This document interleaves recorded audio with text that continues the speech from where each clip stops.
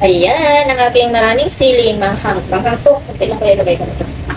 So, ayan, yung sahog. Ito lutuin ko yung porcelain. Ayan, nasamid ako sa ano, amoy ng sili. Porcelain to guys, yung damo na kinakain ng baboy dati. Luto na ako sa aking parsley. Sa aking kakainin tanghalian. Lagay lang ako konting-konti na mantika. At gisahin ko na ang bawang. Isa-isa time. Kita niyo ba ako? Hindi nyo makikita. Sahog na giniling.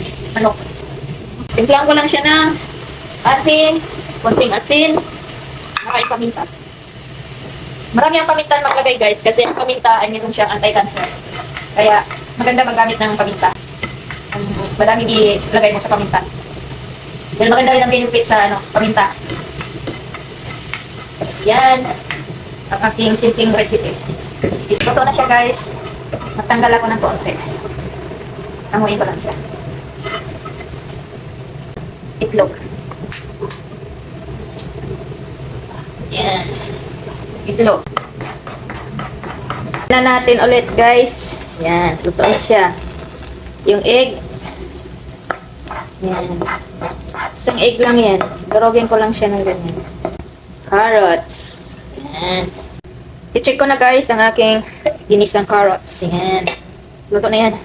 Lagay ko na yung damo. May kasama yung guys, yung damo na nilagay ko sa salad. Tawag na damo nito ay dill. Yan, dill. Mabango yan. Sinama ko na siya, hindi ko na siya tinanggal. So, ayan yung porcelain. Yan, baby porcelain pa yan. Bagong harvest nila. Malambot yung katawan. Hindi ko na siniwa, kaya ganyan lang yung style na aking luto. Ayan na guys, ang aking porcelain. Naluto na siya bagya. Tiplan ko lang siya ng kaunting, lagyan ko siya ng kaunting oyster. Ayan. Parang stir fry, ano na itong ginawa ko? Stir fry porcelain.